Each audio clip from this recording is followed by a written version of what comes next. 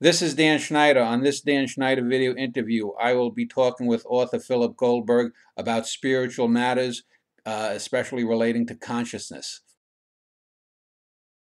As I do in most of my programs of this nature, I like to allow the person I'm speaking to have a few minutes to talk about who they are, define themselves, their belief systems, and whatnot. So welcome, Philip. And if you could tell the viewers a little bit about who you are, anything you've written in the matters of spirituality and consciousness, and just take a few minutes to do so. Okay, I'm Philip Goldberg.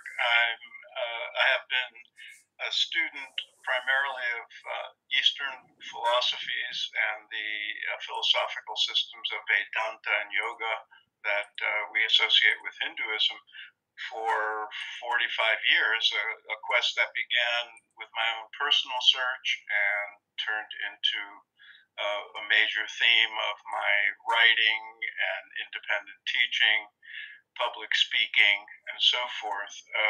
My last two books reflect that interest, long-standing interest in meditation and yoga and ideas about consciousness and who we are. One was called Road Signs on the Spiritual Path, and the other, the more recent one for which I'm better known, is called American Veda, from Emerson and the Beatles to yoga and meditation, how Indian spirituality changed the West.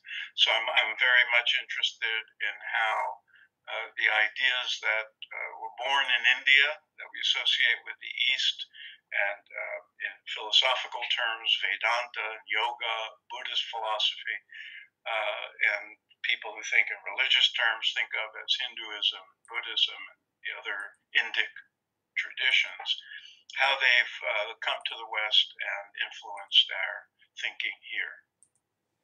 Before we get off into deeply spiritual matters, I do note, looking at your biography, you're a Brooklyn boy, and you actually wrote a book about the 1955 Brooklyn Dodgers. Are you Yes, one of those? that is a spiritual subject, Dan. Well, I was going to actually say that because most famously people like Ken Burns and some other sports writers have rhapsodized about baseball in an almost spiritual way. Uh, Yeah.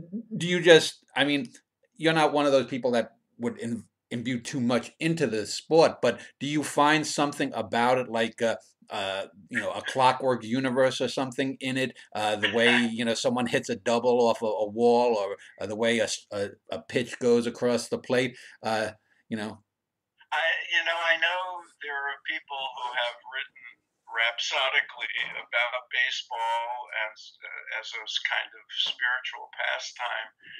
For me, it has deep and powerful associations with my childhood, when I grew up in Brooklyn when the Dodgers was still there, and my father and all the grown-up men around me were passionate fans. So it was a deep familial and communal phenomenon for me, and it had a big effect on my life.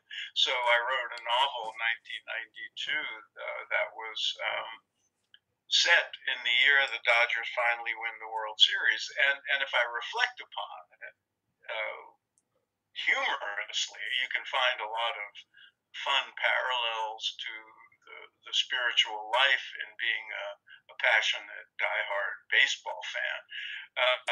But on just an ordinary level, it invokes for many of us great passion, great warmth, memories, and associations that could have spiritual overtones.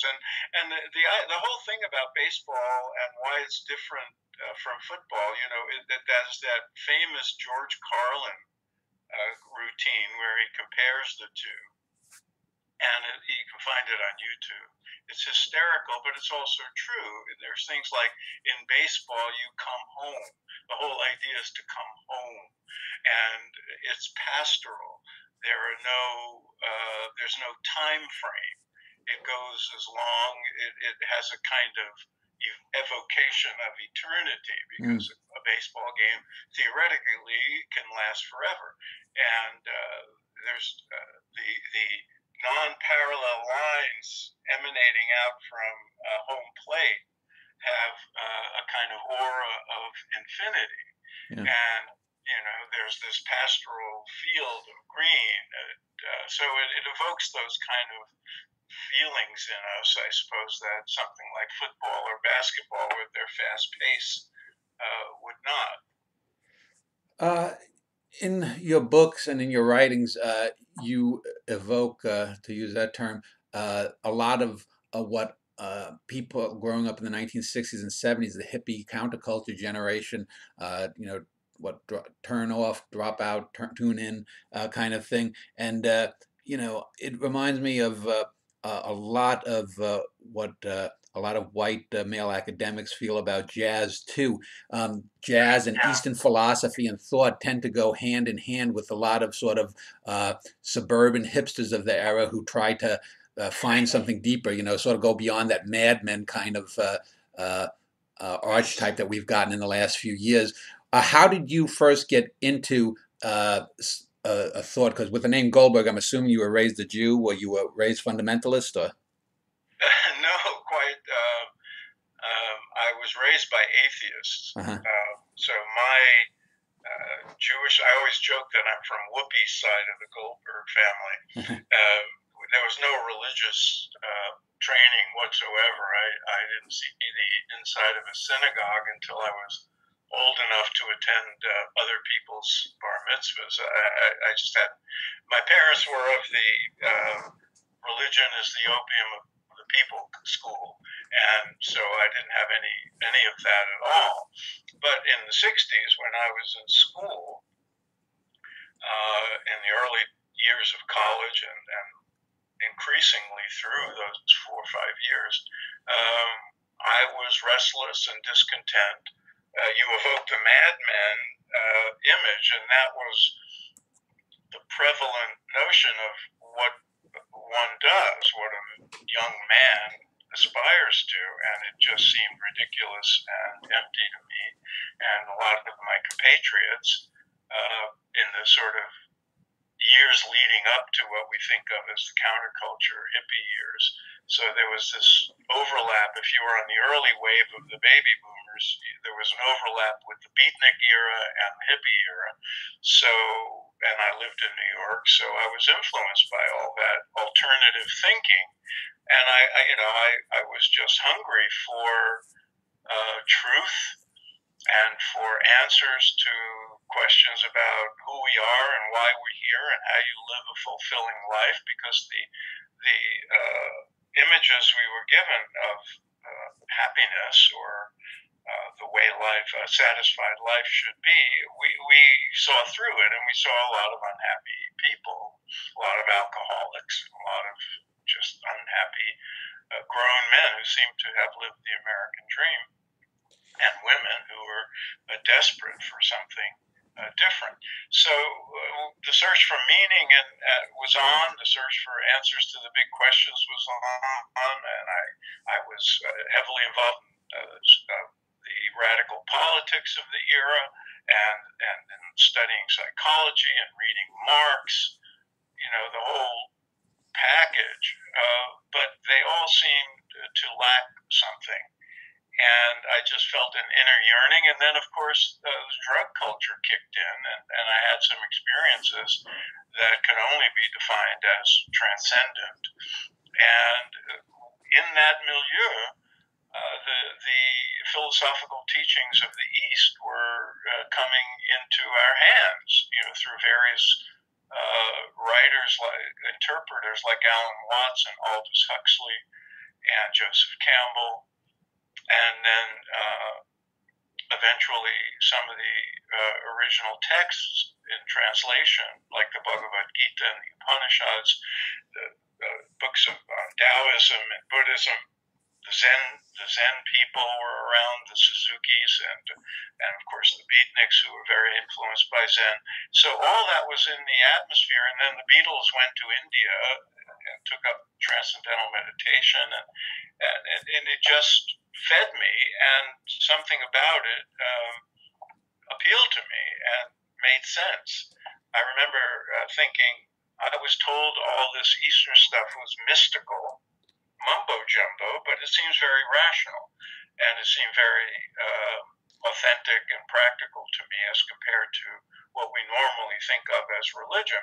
So a separation grew in my mind between the traditions focused on inner consciousness experience and traditions based on belief, which I could never wrap my head around. So were you doing the madman thing, and then you had these experiences, No, and did you before go I to was India? saved, I was in school, and my only exposure to it was riding the subway to school. I went to City College, and I would ride the subway with all these people in their business suits and looking miserable. And then I had one job, part time or summer or whatever, in that world. It wasn't advertising; it was insurance, and then it was marketing. I had a few jobs to pay my expenses, and I knew I couldn't live that way. It was just not for me, and I didn't see it as a road to happiness at all. And I didn't give much thought to the usual questions of financial security or stability. It just wasn't on my radar. I know that I've been in the arts for 30 plus years, and I know a lot of people who are artists who have vaguely Eastern thoughts. A lot of them just dabble their toes in it here or there and take what they need from it. Yeah.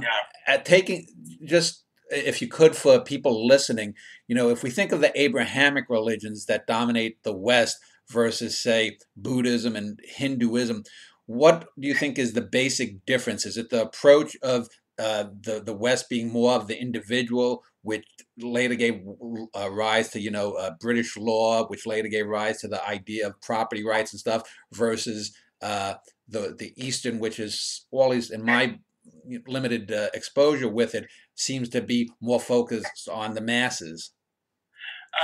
That's part of it, but I wouldn't make too much of that because if that was the key issue, it would not have taken hold in the West as much as it did. The factors you mention are probably could be understood more as artifacts of Eastern Asian cultures than the religious and philosophical and spiritual teachings. Community is, of course, a big part of it, but that's true of Abrahamic religions too. They all emphasize community to some extent. No, to me, the big factors are less less of an orientation toward belief and faith. In other words, we call them faith traditions in the West because faith is a sort of central factor. And when we analyze religions, we look at what do you believe in, and the religions themselves make a big deal of creeds and sort of signing on to belief systems, and we believe in this, and they believe in that. And the Eastern traditions, by contrast, I mean, there is, of course, worldview, and there are, elaborate and deep philosophical and theological structures and texts.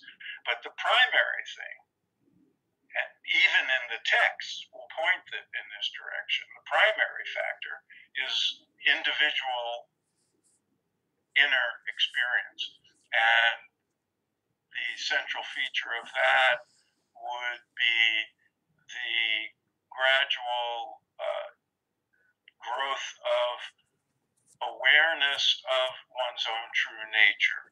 And in that world, one's own true nature is, in spiritual terms, you would say divine. In more secular terms, you would say our own, the deepest, truest nature ultimately is pure consciousness, which is identical to and united with the consciousness of the universe, you could say. In spiritual, theological terms, you would say becoming one with God. If you don't like religious language and God language, you would say as yogis do, that the individual consciousness unites with the larger consciousness of the cosmos. This is verifiable and experiential, and no one asks you in those traditions to believe in it or take a leap of faith or sign an oath. It's more, and this is what appealed to me as a young rational man. They say, here are these ideas, and here are concomitant practices, meditation practices, yogic, what we think of as the whole repertoire of yoga, the physical practices, the mental practices, and the breathing practices, and so forth. And those are kind of like lab work. If the ideas and worldviews are theory, in scientific terms, these would be lab work where you put them into practice and see if they work for you. And so that's one of the reasons these teachings caught on so much, is they did not require conversion or leaps of faith about theology or any of those kind of premises that are central to the Western religions. They were more sort of amenable to rational thinking and experimentation. Does that make sense? Yeah. I wanted to, before we end this segment, though, since you mentioned Hinduism, Buddhism, Taoism, and the Eastern religions, let's talk a little bit then about if there are any subtle differences in how each of those three approaches, for example, define or deal with consciousness. Do they all feel that consciousness is immanent in the cosmos, or are there slight differences? There are differences, of course, otherwise they wouldn't have evolved into sort of what we think of as separate religions. In India, I mean, Taoism is a Chinese thing, obviously, but in India, the sort of core origins of the religious traditions that evolved in India, the Indic traditions, all evolved in one way or another out of the Vedic culture, the ancient Vedic culture. And then, they take on different forms and they go through revivals and changing times, and people come up with new insights, or they correct what they think are misunderstandings, or they have a different orientation in one way or another. So you get Buddhism growing out of that tradition, what we think of as modern Hinduism, and Sikhism and Jainism, all are outgrowths of a sort of central Indic core.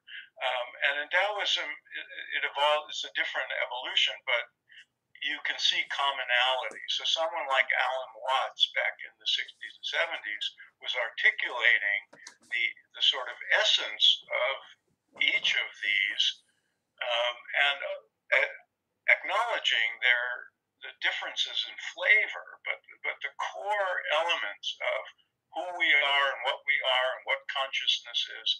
You will find people will argue, scholars will argue, no, Buddhists see it this way and Hindus see it that way. But really, when you look at it deep in its essence, it becomes a matter of how you interpret things and largely semantics. But there is this core idea that our deepest identity transcends what we think of as our personalities, our individual ego in the sense of individuation, and our physical attributes and the roles we play. That there is some core essence that's contiguous with something larger, that essential essence of the universe. All right, well, let's end this segment on that note, and our next segment we'll plumb a little bit deeper into the nature of consciousness. Back with Philip Goldberg and talking about the nature of consciousness, particularly from his perspective, which is more of an Eastern perspective.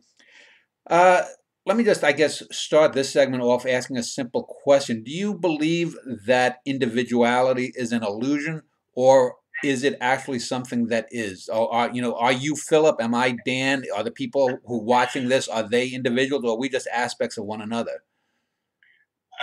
Both.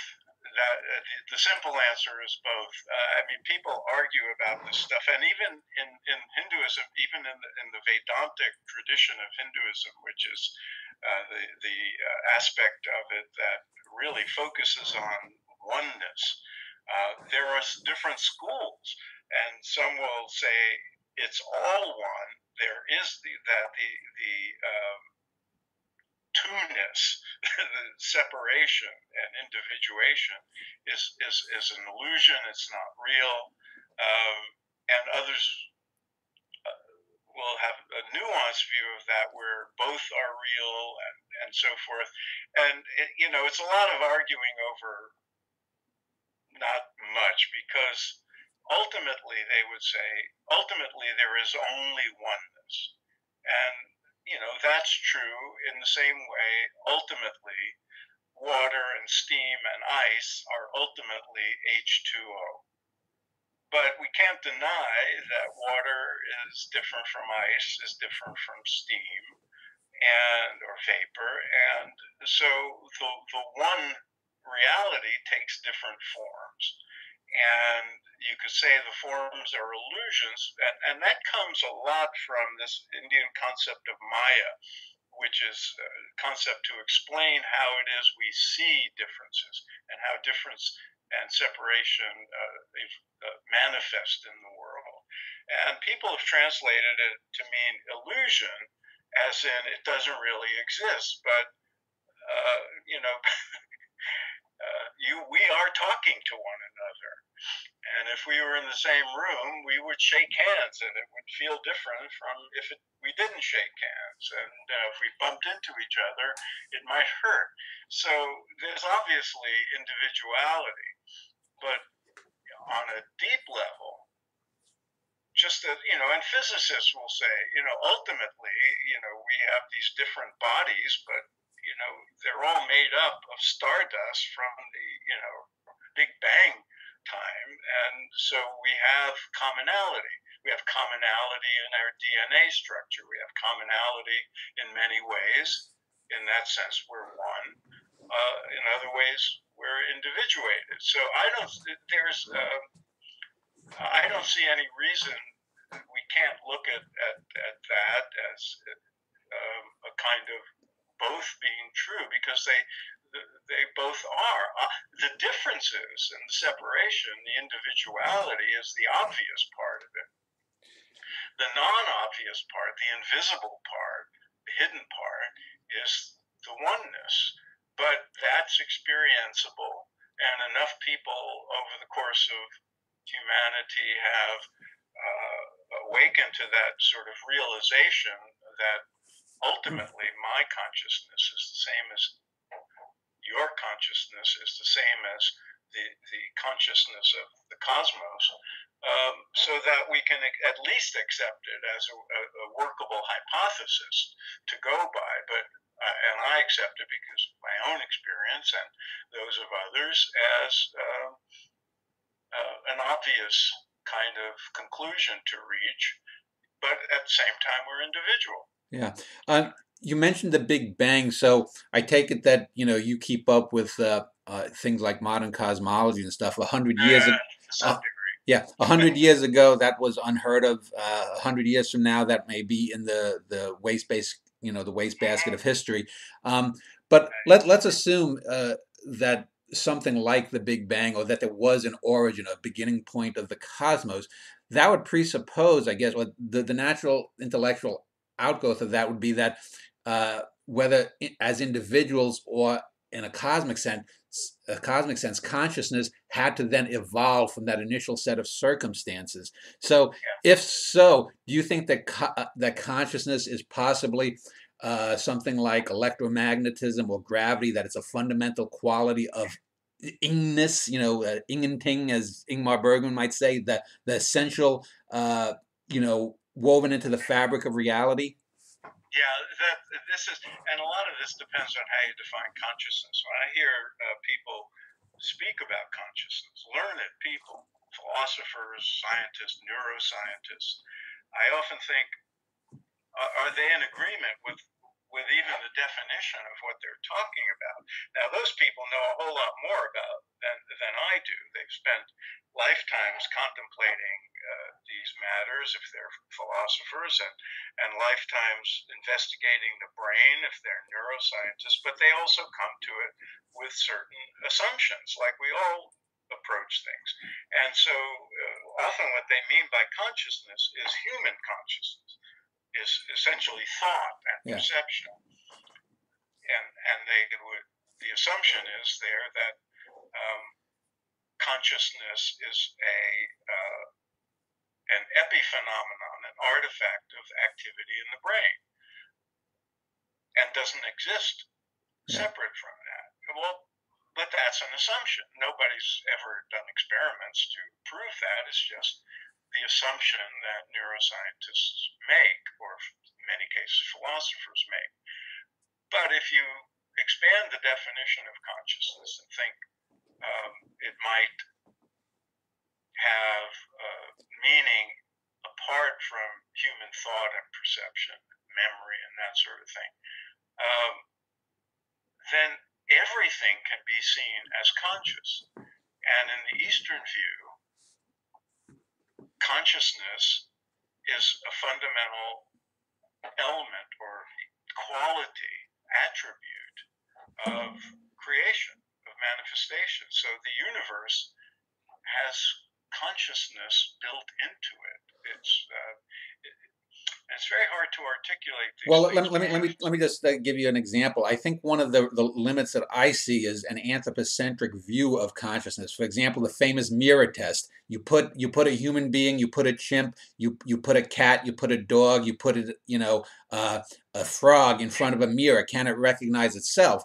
I've always thought that that's not a particularly well-defined way of looking at it, because it could very well be that and I'll grant a cat or a frog is a lower form of intellect. They can't ratiocinate the way we can.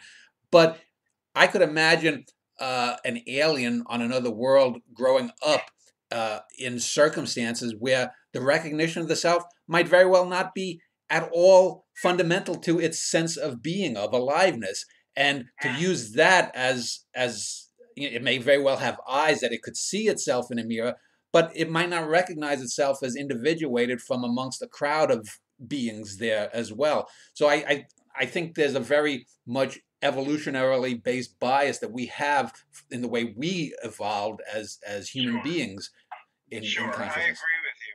And I don't know how you cannot be anthropocentric in these matters, because we're human and we see in our own self-reflective way. But I agree with you. I mean, look how much our view of the nature of the animal consciousness has grown just in our lifetimes. How much we know about just dolphins, for example, and whales, and the way they communicate, and all the studies that have been done on dogs, and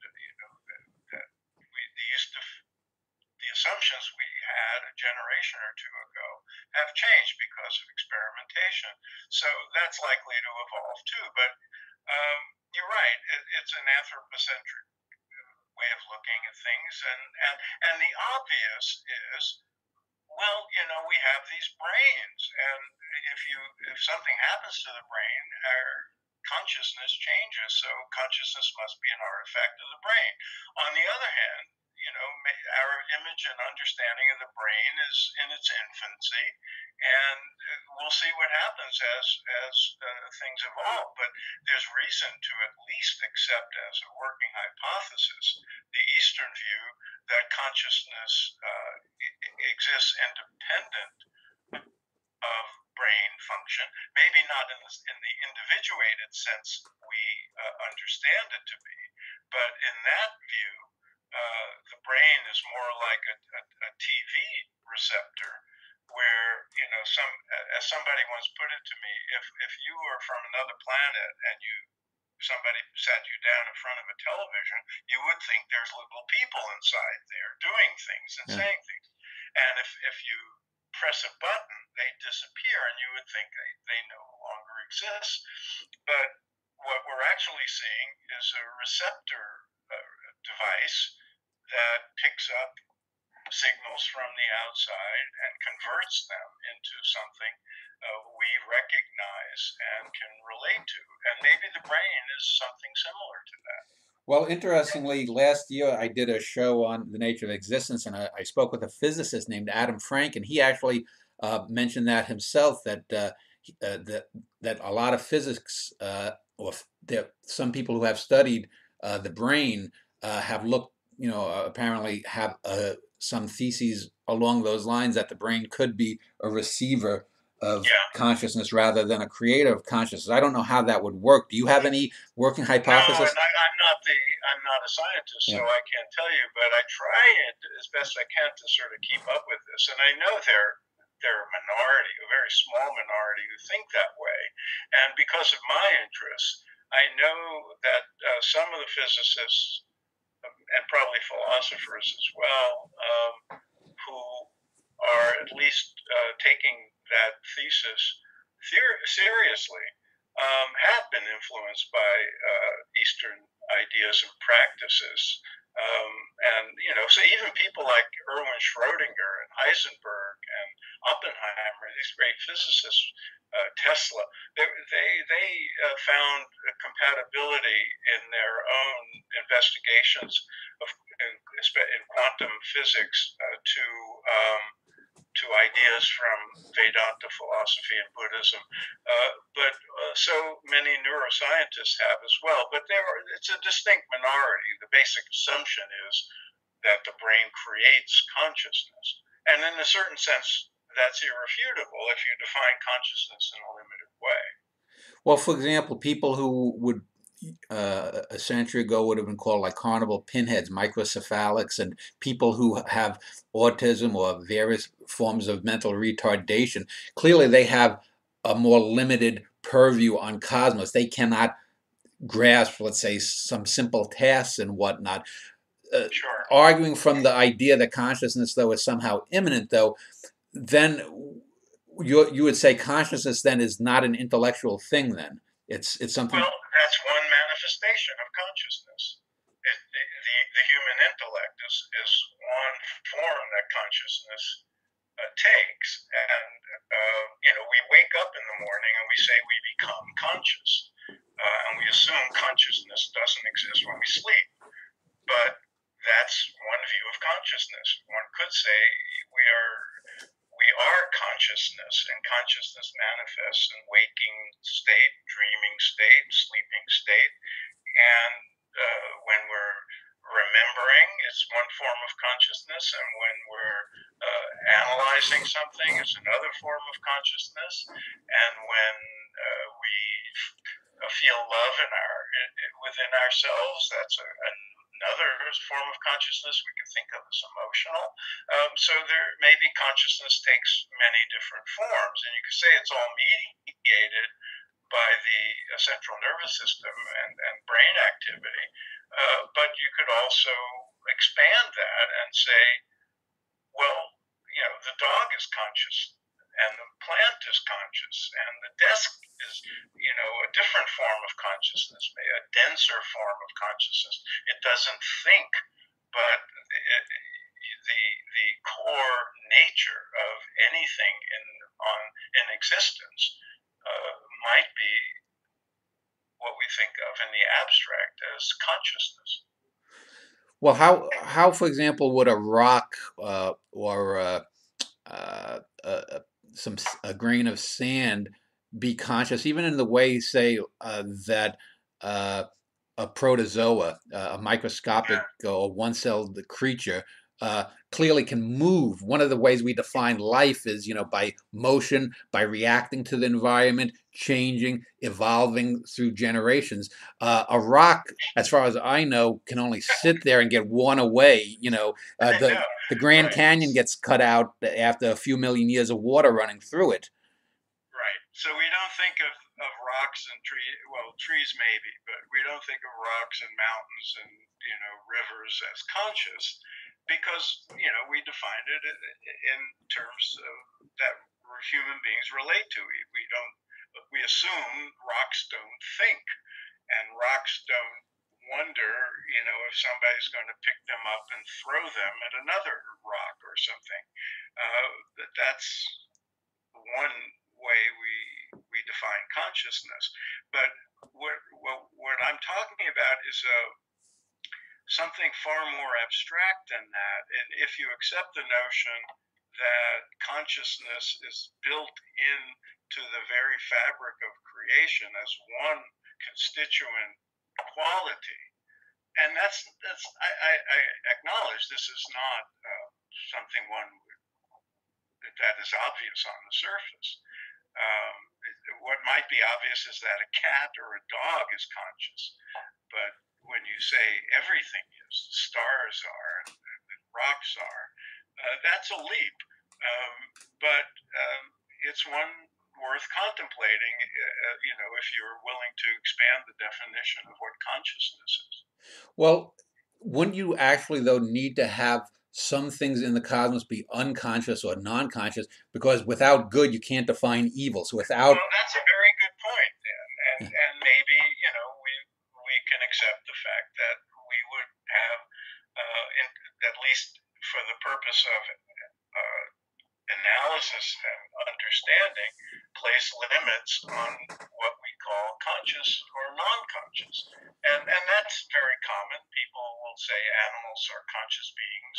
Some people will say plants are conscious. But very few people would say rocks and minerals are conscious.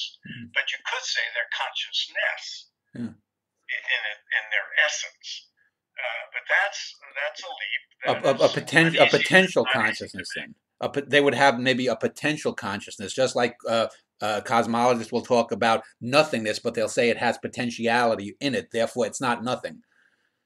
That's one possibility. I mean, now we're talking about realms of inquiry and speculation that we're not going to decide here, and I'm not capable of advancing it. But if in the Eastern view, one's core inner nature is pure consciousness. That can be experienced. And all the yogic methods and Buddhist forms of meditation and so forth often lead to that inner experience of I am that. As they say in the Upanishads, I am that. I am that consciousness that is the consciousness of everything else and that exists. Well, people who advance in those ways often will see everything as alive and as part of themselves and as one with themselves, including the rocks and the table and the walls. Now, so do people who have psychedelic experiences. So we could say, oh, that's not real, it's just something going on in their brains. Well, that's an interesting assumption, and it ought to be investigated. But on the other hand, what if it is real? What if that's the real reality, and our limitations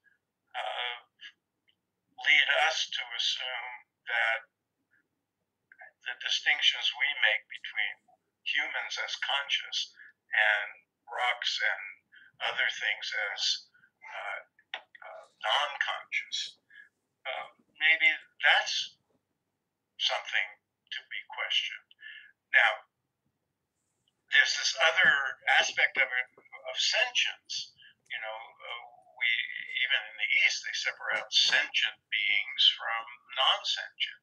Yeah. And sentience, in terms of volition and will and conscious activity and decisions and so forth, does separate some beings from other elements of creation. So it depends on where you want to draw the lines and how you define consciousness. Well, let me talk a little bit about altered states of consciousness, since a lot of people for the last few decades have often correlated that with Eastern thought. what is your take on things or claims of extrasensory perception, precognition? Uh, people who would claim, let's just say, the most famous example: someone gets a feeling they don't want to go on an airplane that day, Yeah. and then it turns out the airplane crashes into the Pacific and kills 120 people. That Yes. person, Yeah. we all tend to have those kinds of things. I know, Yeah. I know though I believe that a lot of the times you forget about the 99 times that you're wrong and those That's impulses right. come in. Do you That's right. believe that there is such a thing as an ability consciously to see the future or feel something coming? And if so, what does that say about fate and the cosmos as having free will and uh, Yeah. Um, I think human consciousness is capable of far more than we realize, and that we have only just begun to investigate the possibilities of human consciousness and what it can do. Um, in the East and in the psychedelic literature, you will see all kinds of um, interesting experiences of um, precognition, of feats of awareness and higher states. And I see no reason to not take them seriously. I've had glimpses of them myself. I wrote a book on intuition in the 80s. It was called The Intuitive Edge, because I'm very interested in non-rational ways of knowing. And I took a very sort of logical and rational approach to intuition, accepting it as a phenomenon that we don't quite understand, but that is a common experience. So I got criticized by the sort of new age community for being too rational and too left brain in my approach to it, because like you, I wouldn't just I criticized this notion. I saw it as an outgrowth of the hippie era when we used to say, "If it feels good, do it." And there were a lot of people who were saying, "If it feels right, then believe it." And as you pointed out, very often what we think is some intuitive insight or precognition or psychic experience just turns out to be wrong, and rooted in some kind of misperception or fear or anxiety or wishful thinking or whatever. On the other hand, I was also criticized for being too new agey by people who were super rational and didn't want to acknowledge that any of this is possible. So and I do a podcast. Might as well plug it, called Spirit Matters, where my co-host and I talk to people who are involved in spirituality from different perspectives, and we've had some scientists on, and some of them are people like Charlie Tart and Roger Walsh, who have been investigating these things for 40 years or more, and have performed, worthy and verifiable experiments with these things. These are not things to dismiss easily as just weird thoughts. There's a good deal of evidence that they could be real and should be taken seriously and can, in many cases, be cultivated. And in terms of altered states, there's some interesting new experiments with psychedelics. Back in the 50s and early 60s, people were using LSD and peyote and psilocybin to do research on consciousness. And then, of course, it was all outlawed after the counterculture and the whole turn on, tune in, drop out phase of drug culture. But now certain drugs are being okayed for specific experimental purposes, and some very interesting findings are coming out. I think we're just at the beginning of these things, and I think the anecdotal and experimental evidence points to the fact that human consciousness, human the mind is capable of more than we give it credit for, and that the notion that we've all had that sometimes we have a precognition or a deep, what we think of as a hunch, might have verifiability and something to be taken seriously. I think the evidence is very strong for that. Well, it brings to mind to me, as someone who comes from an artistic perspective, especially writing and poetry, the poet John Keats came up with a term a couple of hundred years ago called negative capability. And That's right. I mentioned it in my book. Yeah, and the basis of it, just for the layman, is that it's basically the ability to see connections in things that you wouldn't normally see, and then in retrospect, looking back, saying, "Oh, that was obvious all along." And I look at consciousness myself, and I come up with an idea of three basically types of intellect. There's the functionary intellect, which is basically if you're walking down a street, you see what's in front of you, you engage with the universe. Then there's the creationary, which is people who are scientists and artists, those people who can not only see down the block, but also around the corner a little bit somehow. And then there's what I would call the visionaries, who can look down the block, see around the corner, but also have sort of an X-ray vision and can see deeper into the essence of things. And that's, I think, one of the things that a lot of people don't recognize is that people can look at the same thing. If you're colorblind, you're not going to see red in a stop sign. You're going to see some kind of mauvish green. So you're not going to see, it's the idea of qualia. Is my red the same as yours? Well, there could be something deeper. I've often said to people, the things that we look at the universe and see as limited, it could be that our mathematics isn't all encompassing. There could be an alien mathematics that is all obvious to them. And so I think we have one of the things that when it comes to consciousness is that scientists and human beings, as we are limited by our anthropocentric biases simply because we don't have the ability. We don't have necessarily, there might be a 43rd sense that everything would make sense more.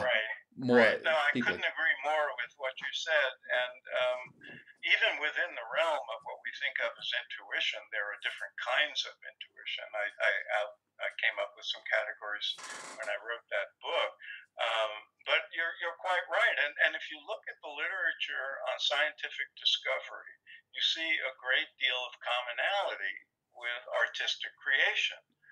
Scientists are always talking about these moments of a deep insight or illumination that comes usually in tranquility when they, after a lot of hard work and analysis, and then they're in the shower or they're riding home on the train or whatever, and the answer to some unsolved question or problem arises in their minds. There's some new insight that takes their work in a different direction. I mean, this is common to scientific discovery, as it is in technological innovation, invention, artistic inspiration and creativity. There's moments of insight and awareness and illumination that can't be explained entirely by the methods or can't be explained entirely as the outcome of rational thinking and analysis. I mean, we think of people like Einstein as having super intellects, and no doubt he did, but he also had superior intuition and he talked about it all the time. Yeah. And the faculty of imagination that is so central to artists is also central to science. And what is that? What is imagination? But it's not it's not following a logical sequence. It's taking leaps that some people can make better than others. Yeah, in our next segment, I want to talk a bit more about drugs and whatnot, but I want to end this segment just giving you sort of a metaphor and seeing what your opinion is. I would assume or hope that maybe you've read the book Flatland by Edwin Abbott. A while back. Yeah. It's a terrific book written in the Victorian era, and it's basically about the life of a square who lives in Flatland, a world of two dimensions. And he ends up having a spiritual quest started from him when he's visited by a sphere, a three-dimensional object that that speaks to him. And initially, he's on his flatland, and he can't see the sphere because the voice is disembodied coming to him. So the sphere says, well, I'm going to descend into flatland, and he's hovering above flatland, and as he descends, uh, it drives A Square crazy because he can only see at first the bottom of the sphere, a point, and then the sphere changes and gets grow larger and larger as he passes through flatland. So eventually he thinks he's going crazy. The sphere knocks A Square up, and A Square floats up in the third dimension, is able to look down, and he's able to see inside the homes of his friends because he can look down and see that they're just squares, and he can see a deeper reality than what he thought was possible. Eventually, he says, well, there must, if you're from the third dimension, there must be a fourth and a fifth and a sixth and so on dimension. And a sphere is suddenly the Luddite who says, no, there's only three dimensions, and I've just shown you that. In that coming down, I've always thought that using sort of the idea of everything connected is that if we thought of like a hand instead of a sphere coming down into the flatland, you might see all the tips of the 5 fingers and think that there are 5 individuals, but it's really only 5 points of one hand coming down. Is that something that you would think of as a... No, I think you're right on target, and that would be the kind of metaphors and analogies that you find throughout Eastern literature as well. Wasn't there an animated film based on Flatland? Yes, there have been several. There was a recent film about a decade ago that I was computer graphics that was okay. I think there was a few more traditional cartoons back in the 40s and 50s that might have done it too, that I thought were a little, he had hewed a little bit more to the book, but the actual book is a good read. Yeah. So let's end this segment here then, and in our next segment, I want to talk a little bit about drugs, altered reality, and things of that nature, and we'll do that when we return. Back with Philip Goldberg, talking about the nature of consciousness, reality.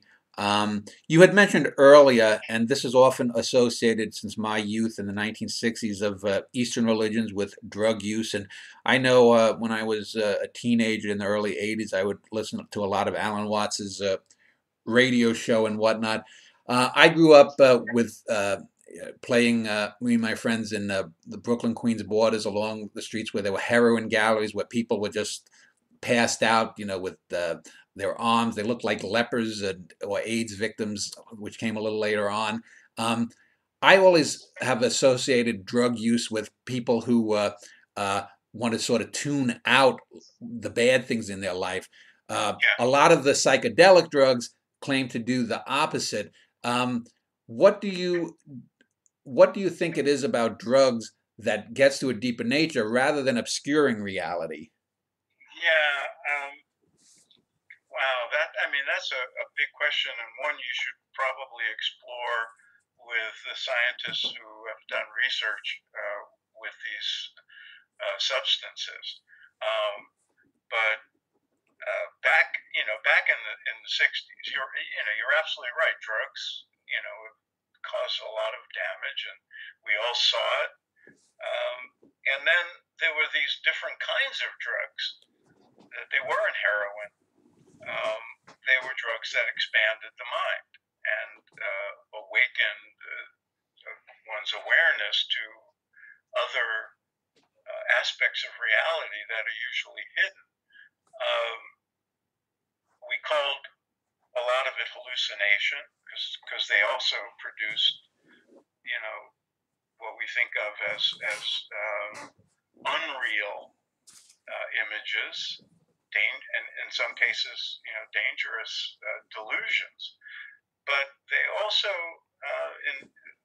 taken under the right circumstances by the right person and the right doses,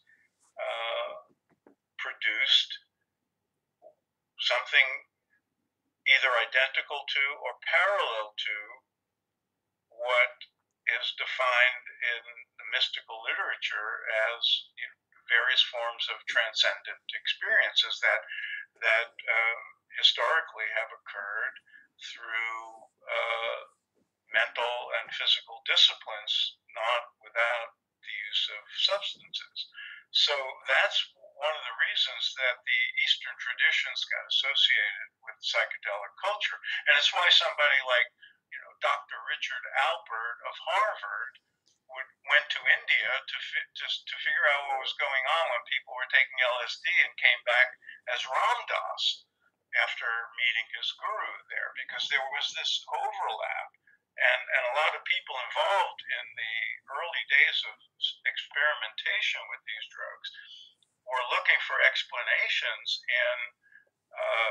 to what was happening with the use of these drugs. They were turning to the Eastern literature, because these kind of experiences were delineated with a good deal of rigor in the traditions we associate with yoga and Buddhism and so forth.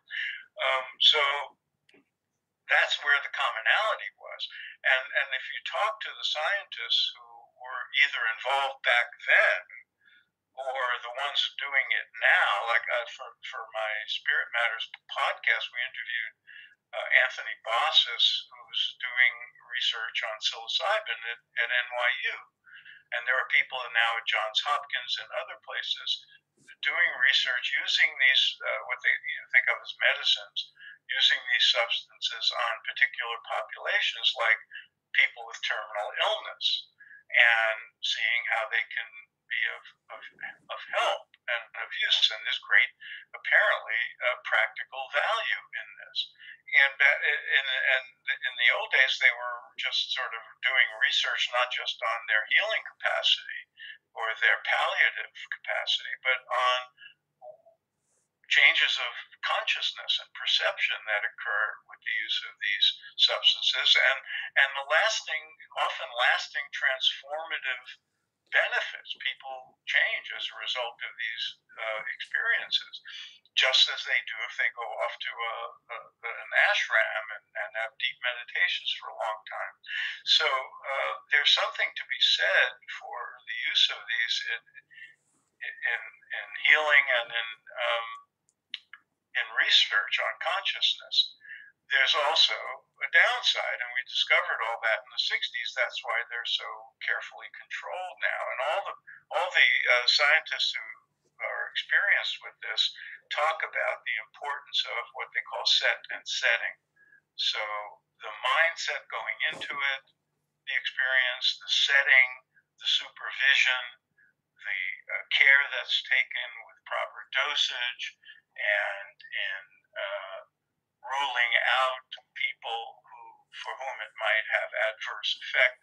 All these things need to be carefully regulated and supervised, but that there is something to be learned from these drugs, despite the dangers. And some drugs don't have very much of value to offer people, and heroin, of course, is one of them. There's a new heroin epidemic now, and I think you're right that the motivation for taking certain drugs is to escape and get out of the pain of existence that people feel.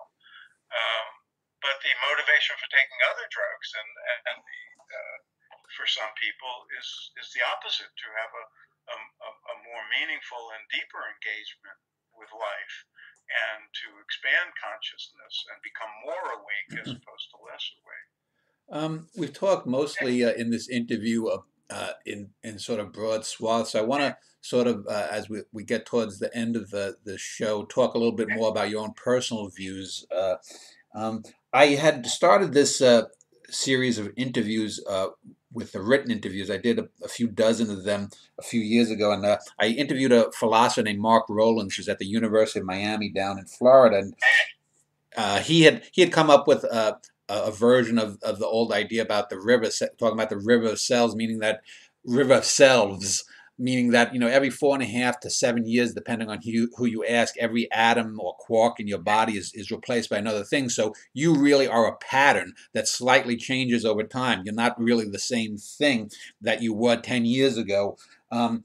If that is so, and that the you or the I the self is merely a pattern. Once the pattern disintegrates at death, let's say, uh, can consciousness as we know it, or the self as we know it, possibly survive? Do you believe in some kind of an afterlife for the consciousness? And if so, doesn't that presuppose that there was a you before you, like in It's a Wonderful Life, the little beams of light that choose to go down into a body? Yeah. Um, Obviously, this is something I've pondered for a long, long time, like most people. Um, I do personally have a conviction. It's not a belief. It's not just sort of a leap of faith. It's a fairly strong conviction that there's something that survives, some aspect of consciousness survives the death of the body. And what you said is one of the reasons it makes sense to me. I am still I. There's something that has been contiguous and consistent in this being called Phil for all these years, despite the fact that I once had hair and didn't have glasses and was 10 years old and then 20 years old. And I'm not the same person I was, but at the same time, I am the same person I was. And that mystery is,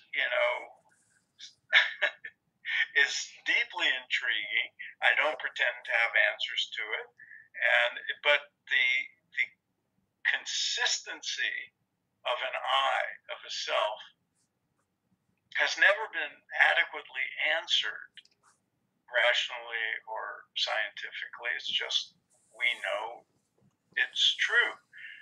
But the assumption that that ends when the body stops moving and functioning is, to me, just an assumption. There's no reason to assume that it ends, any more than there's reason to assume it doesn't end. It's a mystery. But if I have to come down on one side or the other, I come down on something surviving death, and therefore something preceding birth. Of all the sort of theories or worldviews that speculate or hypothesize or make assertions about that, reincarnation makes the most sense to me. So if I had to bet, if there was a way to settle the bet after I die, my bet would be that there is some interim state of existence of what we might think of as soul or individuated consciousness that will then incarnate again, and that I have had past lives. Now, there's people who obsess about this, and there's people who accept it as revealed truth, if they're Hindus or Buddhists, or they just buy into those ideas. I'm open, and I will accept it as the most reasonable hypothesis, and my where I would place my bet. But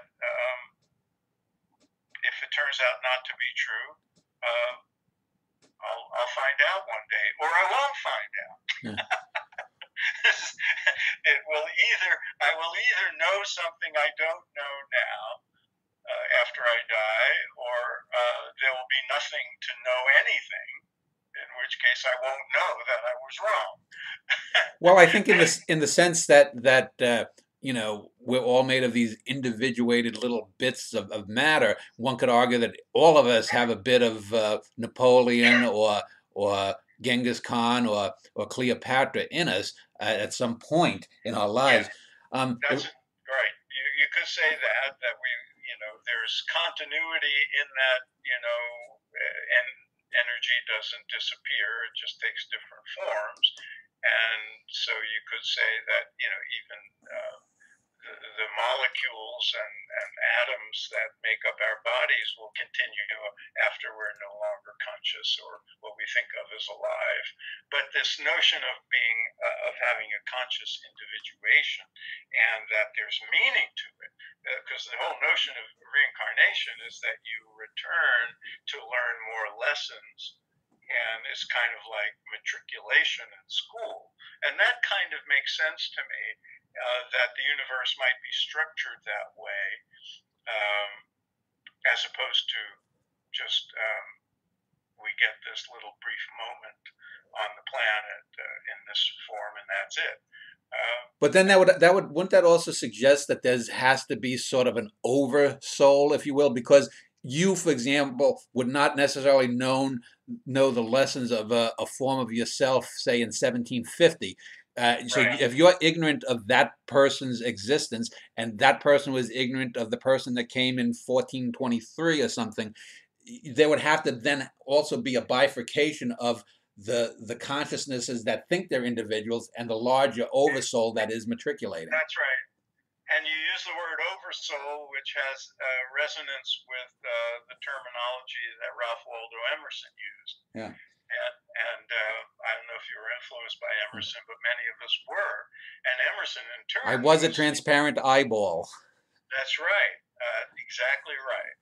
And, and Emerson, I write about this in American Veda, my most recent book, when I trace the history of what we think of as Hinduism, the thought, the philosophical and practical teachings of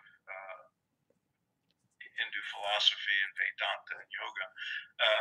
Emerson and Thoreau were both deeply influenced by those ideas that were coming to them from the early Hindu and Buddhist texts and translations that were coming into New England. So his oversoul has deep resonance with what in Hindu terms would be called Brahman, and so you would find distinction between the individual soul that takes different forms in bodies over the course of eons, and the bigger identity of Atman, or which is the same as Brahman, which is the ultimate unity. But there's also the individuated form of existence that is the individual soul that takes different form. And in the Hindu understanding, we don't remember those past lives for good reason, because it would be a distraction from living this life. But the lessons and what has to be learned are sort of programmed in on a deep subconscious level and guide us, toward whatever our curriculum is in the current incarnation. There's people investigating this, doing studies to see if there's any evidence for reincarnation, and some of it is at least suggestive, if not convincing. So, people can look into that. There's a guy named Ian Stevenson and a few other people doing research. I don't know how well they hold up to scientific scrutiny, but there's certainly a lot of suggestive kind of ideas. But yeah, I agree with you, Dan. Anything where you speculate or postulate an individual soul that transcends bodily existence, something would have to transcend that individual soul as well, that we're also part of. I think I was thinking while you were speaking a while ago, I just want to point this out before I pick up on what you just said. There's a great Woody Allen film called Another Woman from 1988 with Jenna Rollins in it. And it's about a woman who hits her 50th birthday and has a crisis in her life. And the film ends with the phrase, "Is a memory a thing that you have or a thing that you've lost?" And it depends on how you look at something sometimes. Are you going to look at it in a sense as a physical thing or or as the thing that contains the physical thing, the circumstances? Is it something that is past, or is something that's past a thing as well, or does it somehow not become a thing in time? But I wanted to just ask you, picking up on what you had just stated, um, uh, and it'll depend on whether you are a believer or not. Are you a believer, for example, in randomness, in chance, in free will, or do you believe that there is fate? And if so, I have a question directed on that. Yeah, and I hate to sound, if I were a politician, I'd be accused of being wishy-washy, but I'm ambivalent because we experience free will, and since we were talking a lot about Eastern philosophy, that assumes free will. That assumes that we have the freedom to make choices. At the same time, there's an element of conditioning that can't be denied, where at any given moment, determined, our perceptions, our thoughts, our ideas, our decisions are in some sense determined by the past, and yet we experience that we make choices and decisions of our own volition.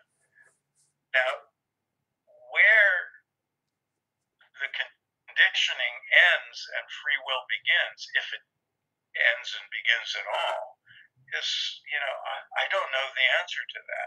And it's entirely possible that we don't have free will, but we have the illusion of free will, because otherwise we couldn't function in the world and pretend that we have choices to make. But we experience that we do. So if we don't have free will in the ultimate sense, I experience that I do, and that's, to me, what matters. So it's pretty much the same as saying I do have it. Yeah.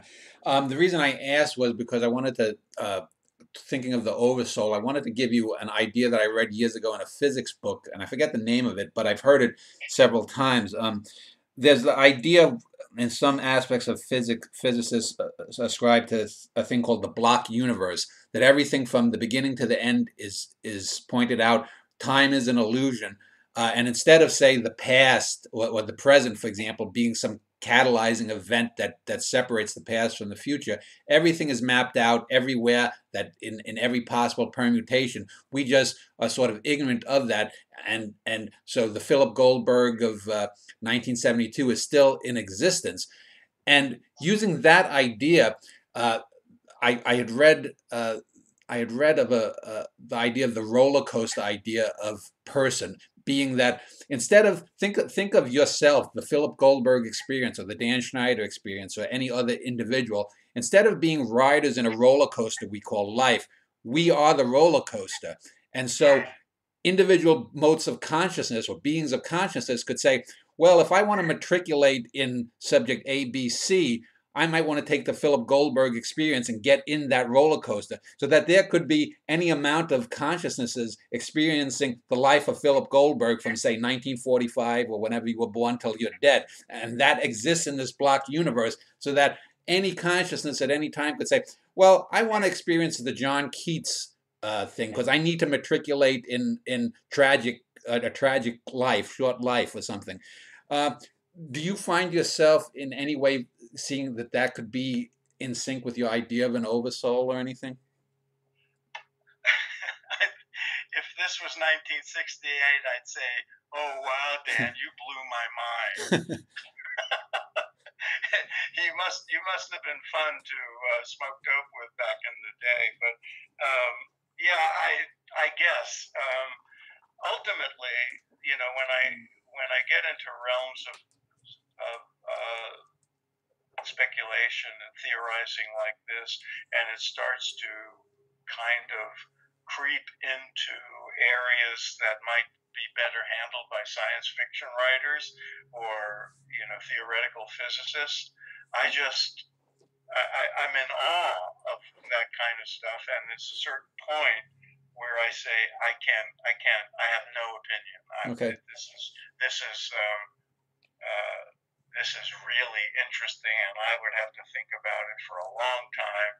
And then ultimately, I always come back to this: what difference does it make in my life? Because here I am, spending the last however hour plus with you, speculating and discussing these big philosophical ideas. When we're done, I have to go get some work done, make some plans with my wife, Yeah. drive someplace, get stuff done, and I'm back in that world. And what I always come back to with questions of philosophy, spirituality, theology, and so forth is, how do they express themselves here and now in my life? How do they make my life better, or our collective life better? How do they stand in the way of them getting better? And what practical application do they have? I've just always been, I used to call myself a pragmatic mystic. I think that spiritual practices, mystical experience of the kind that the East has codified and formulated and made into a repertoire, can be approached either from a philosophical view of, like, what do these teach us about the nature of reality and so forth, and on a practical level of how do they transform my life for the better. And it's that area, that second mode, where I think I come down and as favoring that aspect of it. And I think that's one of the reasons I wrote American Veda, was because I was curious about why teachings like yoga and meditation and Buddhism and Hinduist thought have taken root in the West. And I realized, because they're pragmatic. They're pragmatic technologies of consciousness, and that we hadn't worked out ourselves. And so I always come back to that. Some things are just fun to think about, but how does it affect my life? Yeah, I was thinking, as you were talking about making your plans, I was thinking of the novel by Kurt Vonnegut, Slaughterhouse Five, Poo to Wheat, and Life Goes On. Right.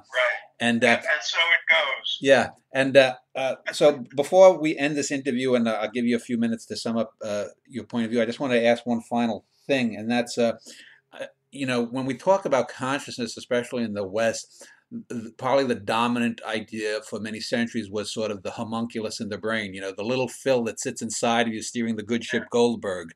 And then recently, about a quarter century ago, Daniel Dennett, who's most known now as an atheist, but who actually did some interesting stuff in the 80s in terms of consciousness, wrote a book called Consciousness Explained, where he had the idea of what he called the multiple drafts model, that the brain is so inundated with a stimulation from the senses that the consciousness is sort of the way that it just the brain physically organizes things to give us an illusion of selfness. If you could sort of, I guess, sum up, a little bit of where you sort of stand personally from the various different belief systems that you've explored, where do you personally come down and what you think consciousness is? I would say, first of all, yes, I've explored a lot, but there are people who have done much more exploration in the realm of neuroscience than I possibly could or have. And I know there are different ways of looking at it from the perspective of scientists like Dennett. My personal take on it, and it's based not just in my study of whatever I've been exposed to, East and West, but my own experience, is one of the things I value so much about the Eastern traditions is these technologies of meditation and yoga that change one's consciousness and give one inner experiences that are part of the the picture of growth of understanding. I don't know why or where or what the physiological mechanism is that gives me a sense of being this person named Phil. But clearly, there's a person named Phil who's different from the person named Dan, and is different from my wife and the strangers in the street. How that comes to be and what happens in the brain that explains it or gives us either the illusion of it or the awareness of the reality of it, I can't explain. But that it exists is irrefutable. What is also irrefutable in my experience is that that's not all I am, and that this ever-changing form of Phil and the ever-changing content of Phil's mind and the ever-changing fluctuations of biochemistry that create Phil's brain activity isn't all there is, that there is a sense of being and existence that's bigger than this Phil character. As Walt Whitman, since we're evoking Emerson and Thoreau, let's get to Whitman. He once said, "I am not confined between my hat and my boots." Yeah. Which I thought is a beautiful way of saying it. That, if you read his Song of Myself, it's not an ego trip. It's not a narcissism. He's identifying with the self of all things, with all the selves, and in some way acknowledging that there's more to his existence and his awareness than is confined in the personality of Walt Whitman, this guy with a beard who writes poems. Yeah. And I have the same sense that there's more to it, and in a sense, that being, that self that transcends Phil, is in some way infinite and eternal. Yeah, I do get the sense though that you would, or what we would call compatible is. You don't see necessarily a schism between science and belief systems. That you're perfectly willing to accept that there are scientific realities. A lot of people look at people who Eastern thought and think people banging tambourines in a airport. But yes, and they may be banging tambourines in the airport, but also respect science. Yeah.